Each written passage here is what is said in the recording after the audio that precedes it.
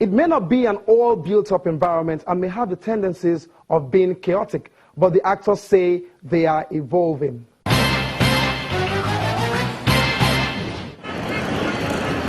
Looking rather rowdy and busy, the acclaimed largest technology market in Africa is now home to major dealers of mobile phones and computers, as well as accessories and hosts to digital cameras.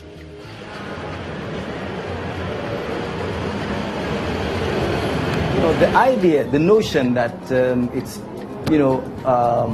filled with folks who probably couldn't make it elsewhere, who felt there was business here, and that's not true.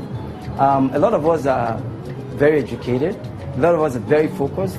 A lot of us believe that, look, this is a place where you need to be because, like we all know, everybody in Nigeria knows this is a landmark. It exists for folks to come here and source what you cannot actually get anywhere. And again, whenever products are released anywhere in the world, believe me, 2-3 weeks after that, you get the product here. You probably might get it the next day because we have sources everywhere in the world. So what am I trying to say? What I'm saying is that people who actually do business here, have been doing it for quite a while and actually made a deliberate move to actually to locate themselves here. It's not like it happened by accident. I came deliberately because I knew it was going to boom. I knew, when Obasanjo allowed, GSM to come into Nigeria, I knew it was going to, actually explode. And so I just had to come find myself here. That's why, I'm sitting pretty where I am today. People are not just milling around the Ikeja Computer Village, which has remained relevant as a major contributor to employment generation and wealth creation haven. In terms of employment, this computer village is employing. I don't think so. There's any market in this country that employ what computer village is employing. Each organization is employing not less than 4 or 5 people. The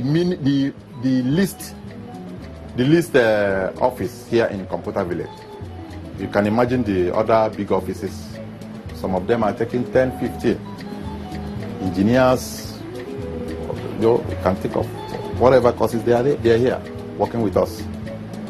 So I think we are contributing our own quota in terms of making sure the country is moving economically. How many shops do you think we have? Here, we have over 12,000 shops. Yeah.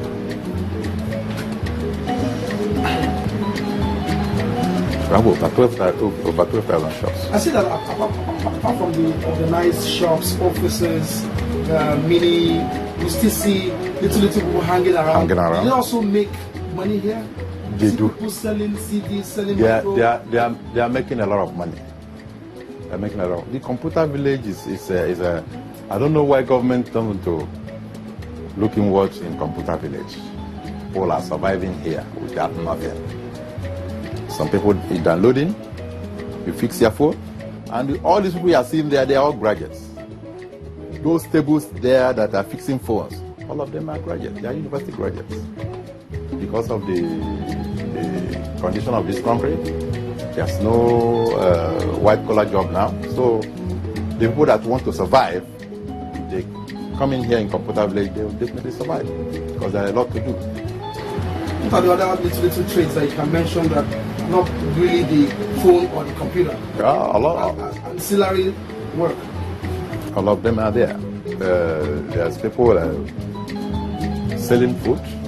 There's one young guy who is selling Akram bread, and I'm telling you, he's doing right well. He's doing marvelously well in this business here, because some people are busy.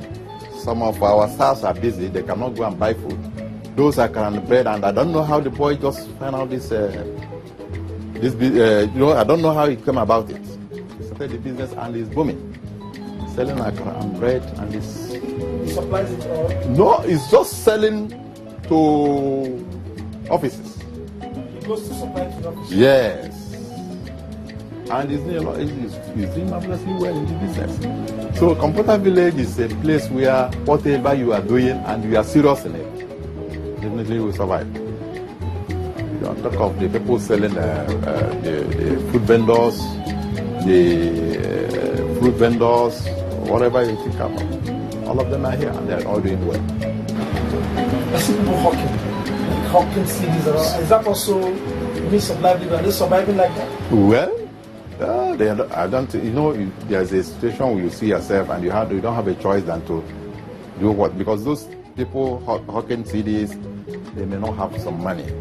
They may go to a person selling or an importer and beg him, please let me be selling it from morning till night. In the evening I will bring the money to you. And they are doing it and they're surviving.